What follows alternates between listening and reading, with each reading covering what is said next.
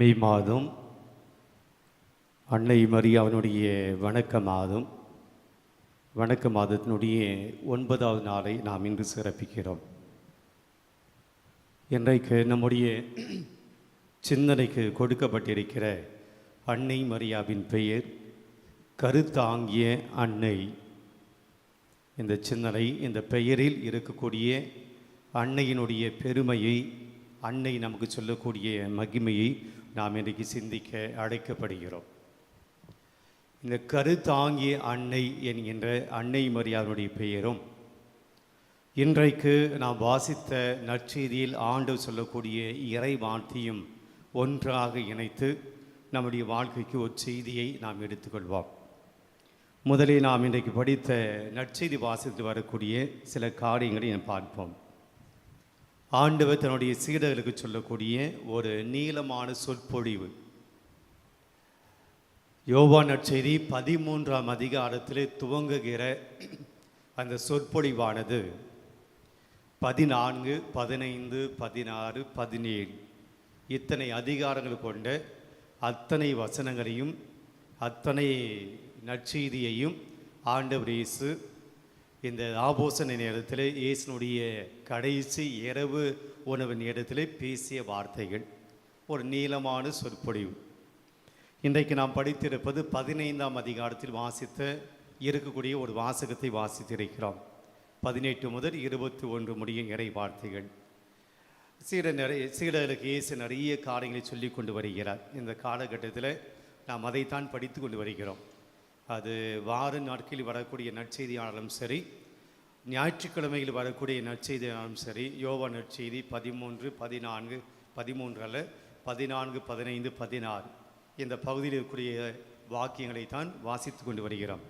இன்றைக்கு 15ஆம் அதிகாரம் 18 முதல் 21 இதில் இயேசு தன்னுடைய சீடர்களை பார்த்து சொல்லுகிறார், உலகம் உங்களை வெறுக்கிறது என்றால் அது என்னையும் வெறுக்கிறது. நான் உங்களை அழைத்து இருக்கிறேன், ஏதோ உங்களை மட்டும் இந்த உலகு வெறுக்கிறது என்று அல்ல, அது என்னையும் வெறுக்கிறது.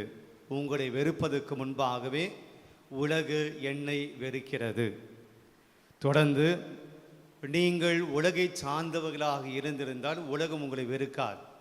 நீங்கள் உலகுக்கு நண்பர்களாக இருந்திருப்பீங்க, உலக மக்களுக்கு பிடித்தமானவர்களாக இருந்திருப்பீங்க. நீங்கள் உலகை சார்ந்தவர்கள் அல்ல, மாறாக என்னை சார்ந்தவர்கள், நீங்கள் கடவுளை சார்ந்தவர்கள். எனவே உங்களை வெறுக்கிறது. நான் சொன்ன வார்த்தைகள் உலகம் ஏற்றுக்கொண்டு இருந்தால் அந்த உலகம் என்னை நம்பி இருக்கும், உங்களையும் நம்பி இருக்கும். நான் சொன்ன வார்த்தைகளை இந்த உலகம் நம்பலை. நான் இறைமகன், கடவுளுடைய மகன் என்பதை இந்த உலகம் நம்பலை. கடவுளை சார்ந்த விஷயங்களையும் நற்செய்தி நான் இந்த உலகத்துக்கு சொன்னேன், அதை நம்பலை. எனவே என்னை நம்பாதவர்கள் உங்களையும் நம்ப மாட்டாங்க. என்னை வெறுக்கிறவர்கள் உங்களையும் வெறுப்பார்கள். என்னை துன்புறுத்துவர்கள் உங்களையும் துன்புறுத்துவார்கள் என்ற இயேசுனுடைய இறப்புக்கு பின்பு வரக்கூடிய ஒரு செய்தியை முன்கூட்டியே சீடர்களுக்கு சொல்கிறார். நான் இறந்த பின்பு, நான் உயிர்த்த பின்பு, தூய ஆவியானவர் பெற்றுக்கொண்ட பின்பு நீங்கள் நற்செய்தி அறிவிப்பீங்க. உலகமெல்லாம் சென்று நீங்கள் நற்செய்தி அறிவிக்கிற போது உலகம் உங்களை வாங்க வாங்க என்று அன்போடு வரவேற்காது. உங்களுக்கு பொன்னாடை போத்தி மாலைகளை போட்டு வெல்கம் பண்ணார். இன்னைக்கு எப்படி என்னை சிலுவையிலே அறைய போகிறார்களோ, எப்படி என்னை சிலுவையில் வைத்து கொல்லப் போகிறார்களோ, அதே தான் உங்களுக்கும் நடக்கும் என்று பின்பாக சீடர்களுக்கு நடக்கக்கூடிய அந்த துன்பத்தை, அந்த வேதனைகளை, கஷ்டங்களை உலகம் அவள் எப்படி நடத்தப் போகிறது என்பதை முன்கூட்டியே தன்னுடைய சீடர்களுக்கு சொல்கிறார். ஒருவேளை அப்போ சீடர்களுக்கு அது புரிஞ்சிருக்காது தெரியல. ஆனால் இயேசு உயிர்த்த பின்பு, தூய ஆவியானவர் பெற்றுக்கொண்ட பின்பு அவர்கள் தைரியமாக நற்செய்தி அறிவிக்க போன போது நிச்சயமாக சீடர்கள் இதை இயேசு முன்கூட்டி நமக்கு சொன்னார் என்பதை அவர் நினைவு கூர்ந்திருப்பார்கள். சரி, இந்த வாசகத்தை இன்னைக்கு அன்னை மரியாள் கருத்தாங்கிய அன்னை என்கின்ற இந்த சிந்தனையோடு எப்படி நாம் ஒப்பிட்டு பார்ப்பது? ஏற்கனவே ரொம்ப தெளிவாக சொல்லிட்டாரு, என்னை ஏற்றுக்கொள்ளாதவர்கள் உங்களை ஏற்றுக்க மாட்டாங்க. நீங்கள் என்னை சார்ந்தவர்களாக இருப்பதனால உங்களை உலகம் துன்புறுத்தும். அப்படி அன்னை மரியாளுக்கு வச்சு பார்ப்போம். இது சீடர்களுக்கு சொல்லியிருந்தாலும் கூட அப்படி அன்னை மரியாளுக்கு வைத்து பார்ப்போம்.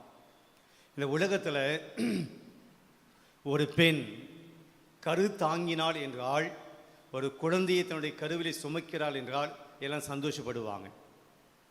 ஒரு தன்னுடைய குடும்பத்தில் இருக்கக்கூடிய இல்லை தன்னுடைய மகள் அல்லது தன்னுடைய மருமகள் குழந்தை பாக்கியம் கிடைத்திருக்கிறது, குழந்தை செல்வம் கிடைத்திருக்கிறது என்று சொல்லி அந்த குடும்பம் சந்தோஷப்படும், மகிழ்ச்சி அடையும், விழாவை கொண்டாடுவார்கள், அந்த பெண்ணை வாழ்த்துவார்கள். அதுவும் நீண்ட நாட்களுக்கு பின்பாக அந்த பெண் அந்த குழந்தையை அவர் கருவுற்றிருக்கிறாள் என்றால் இன்னும் ரொம்ப சந்தோஷப்படும் அந்த குடும்பம். கடவுளுடைய கிருபையால, கடவுளுடைய ஆசீர்வாதத்தால் இந்த குழந்தை பாக்கியம் கிடைத்திருக்குன்னு சொல்லி மிக பத்திரமாக அந்த பெண்ணையும் அந்த பெண்ணில் கருவில் இருக்கக்கூடிய அந்த குழந்தையும் அவர் பத்திரமாக பாதுகாப்பாங்க. குழந்தை செல்வம் என்பது இன்றைக்கு ஒரு மகிழ்ச்சியான ஒரு செய்தி. ஒரு குழந்தை கருவிலே உதிக்கிறது, ஒரு பெண் தன்னுடைய கருவிலே குழந்தை பெற்றிருக்கிறாள், குழந்தையை சுமைக்கிறாள், குழந்தை செல்வத்தை பெற்றிருக்கிறாள் என்றால் அது மிகப்பெரிய சந்தோஷமாக இன்றைக்கு இருக்கிறது. ஒருவேளை உலகத்தில் தன்னுடைய கருவிலே ஒரு குழந்தையை சுமந்ததனால் எல்லோருக்கும் பகையாளியாக அல்லது எல்லோரும் கேலி பண்ணக்கூடிய, எல்லோரும் விமர்சனம் செய்யக்கூடிய அல்லது ஒரு மாதிரியாக பேசக்கூடிய ஒரு பெண் யாராக இருந்திருக்க முடியும் என்றால் அது அன்னை மரியாளாக இருந்திருக்க முடியும். ஏனால் நீங்கள் உங்களுடைய கருவிலே குழந்தையை தாங்குகிற போது இந்த உலகம் அதை ஏற்றுக்கொள்கிறது. நீங்கள் ஒருவருக்கு மனைவி, ஒருவர் உங்களுக்கு கணவராக இருக்கிறார். இந்த உலகத்தில் ஒரு கணவன் மனைவி இணைகிற போது குழந்தை பிறப்பது சகஜம், அது இயல்பு, அது ஒரு சந்தோஷமான காரியம். குழந்தை பிறக்கலைன்னு தான் கேலி பண்ணுவாங்க, குழந்தை பிறக்கலைன்னு தான் விமர்சனம் செய்வாங்க, குழந்தை பிறக்கலை என்றுதான் தூற்றுவார்கள், அந்த பெண்ணை ஏளனமாக பேசுவாங்க. அதனால் ஒரு குழந்தையை தாங்குகிற போது அது பெருமையாக மகிழ்ச்சியாக இருக்கும். ஆனால் உலகத்திலேயே ஒரு குழந்தையை தன்னுடைய கருவிலை சுமந்த போது இந்த உலகத்தாரால் ஏளனமாக பேசப்பட்டவள் அன்னை மரியாளாகத்தான் இருக்க முடியும். ஏனென்றால் அந்த குழந்தை இந்த உலகம் நினைத்தது போல குழந்தை பிறக்கலை, இந்த உலகம் நினைப்பது போல அந்த குழந்தை வரல. இந்த உலகம்னுடைய ஒரு குழந்தை பிறப்பதுக்கு என்ன ப்ராசஸ் இருக்கிறதோ, என்ன ஒரு செயல்முறை இருக்கிறதோ அதன்படியாக அன்னை மரியாள் தன்னுடைய வயிற்றிலே குழந்தையை தாங்கலை. அது கடவுளால் தூய் ஆவியினால் கொடுக்கப்பட்ட ஒரு அற்புத குழந்தை. அது ஒரு அற்புதமான ஒரு செயல், அற்புதம், ஒரு காரியம், அது ஆண்டவரால் நிகழ்ந்திருக்கிறது. ஆனால் உலகம் அதை என்ன செய்யலை, உலகம் அதை ஏற்றுக்கொள்ளவில்லை. அதுதான் இயேசு தன்னுடைய சீடர்கள் சொல்கிறாரு, உங்களை உலகம் ஏற்றுக்காது, நீங்கள் என்னை சார்ந்தவர்களாக இருந்தால் உலகம் உங்களை ஏற்றுக்கொள்ளாது. இது அன்னை மரியாளுக்கு நடந்தது. அன்னை மரியாள் கடவுளுடைய சித்தத்தை நிறைவேற்ற வேண்டும், உலகத்தினுடைய சித்தத்தை அல்ல, உலகத்தினுடைய விருப்பத்தை அல்ல, கடவுளுடைய விருப்பத்தை நிறைவேற்ற வேண்டும். எனவே கடவுளுடைய குழந்தை தன்னுடைய வயிற்றில் சுமந்ததினால் ஊர் உலகம் எல்லாம் அந்த அன்னை மரியாளை ஏளனமாக பேசக்கூடிய சூழலை அன்னை மரியாள் சந்தித்திருப்பாள். பெரியமா நம்ம அப்படி ஈஸியாக அப்படியே கடந்து போயிட முடியாது, என்ன பேசியிருப்பாங்க அப்படின்னு சொல்லிட முடியாது. ஒரு யூத சமூகம், ஒரு ஆணாதிக்க சமூகம், ஒரு பெண் விபச்சாரத்தில் ஈடுபட்டாலே கல்லால் அடித்து சாகடிக்கக்கூடிய ஒரு சமூகம், விபச்சாரத்தில் ஈடுபட்டாலே கல்லால் அடித்து சாகடிக்கக்கூடிய ஒரு சமூகம். தங்களுடைய கல்ச்சர், தங்களுடைய இனம், தங்களுடைய பண்பாட்டுக்கு அது அவதூறு.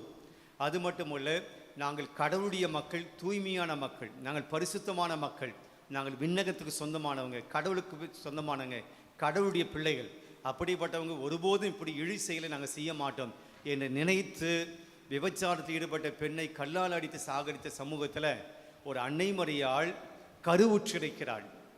யோசேப்பு மறைமுகமாக அன்னை மரியாளை விலக்கிவிட வேண்டும் என்று நினைக்கக்கூடிய அளவுக்கு அந்த சமூகத்தில் ஒரு ஆணாதிக்கம் இருந்திருக்கிறது.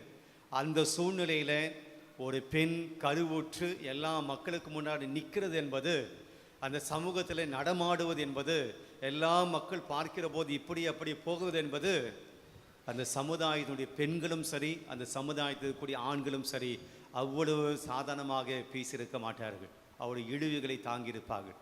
எத்தனை இழிவுகளையும் விமர்சனங்களையும் அன்னை மரியாள் தாங்கி கொண்டாள், தன்னுடைய கருவிலே இருக்கக்கூடிய குழந்தைக்காக தாங்கி கொண்டாள் என்றால் அவள் உலகத்தை சார்ந்தவளாக அல்ல, மாறாக கடவுளை சார்ந்தவளாக இருந்தாள்.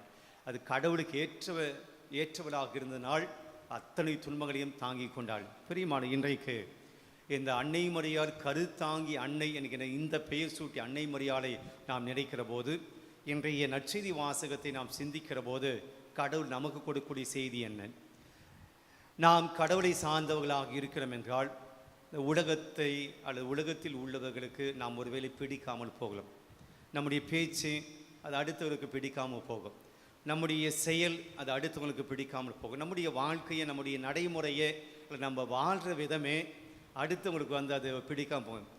ஏதோ வித்தியாசமாக இருக்கிறான், ஒரு விதமாக நடந்துக்கிறான், எப்போ பார்த்தாலும் கடவுள் ஜெபம் அப்படின்னு பேசின்னு இருக்கிறான், நியாயம் ஒழுக்கம் அப்படின்னு பேசுகிறான், அல்லது புனிதம் நேர்மை உண்மை அப்படின்னு பேசின்னு இருக்கிறான் என்று சொல்லி ஒருவேளை இந்த உலகம் நம்மை வெறுக்கலாம். நாம் எந்த பக்கம் ஸ்டாண்ட் எடுக்க போகிறோம் என்பது தான் இன்றைய நற்செய்தி நமக்கு கொடுக்கக்கூடிய ஒரு செய்தியாக இருக்கிறது. நீங்கள் யார் பக்கமாக இருக்கிறீர்கள்? உலகம் சார்ந்த அந்த மனிதர்கள் பக்கமாக இருக்கிறீங்களா? உலகம் சார்ந்த அந்த மதிப்பீடுகள் பக்கமாக இருக்கிறீங்களா?